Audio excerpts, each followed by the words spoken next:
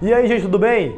Mais uma questão do primeiro ano do ensino médio, aprendendo o básico de história do Brasil, aquela aula sobre a crise do Segundo Reinado, a queda de Dom Pedro II, uma questão que pede o seguinte: relacione a Lei Áurea ao enfraquecimento do regime imperial. A ideia é você tentar colocar na sua resposta de que maneira o movimento pela abolição dos escravos influencia no enfraquecimento e na queda de Dom Pedro II.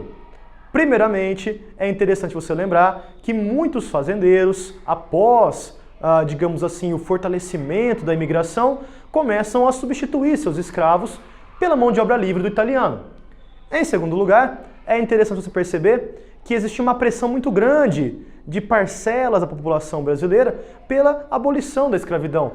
Era uma coisa já ultrapassada na Europa. O Brasil continuava mantendo a mão de obra escrava como base da economia. O cafezal paulista era quase todo tratado por escravos. Conforme os italianos começam a ver, o movimento pela abolição começa a ganhar corpo, já que os fazendeiros não precisam mais se preocupar, já tem alguém para colocar no lugar dos escravos, tudo bem? Então, o que seria ideal para sua resposta? Você dizer que enquanto os fazendeiros conseguem substituir seus escravos pelos imigrantes, o movimento pela abolição da escravidão começa a ganhar cada vez mais força.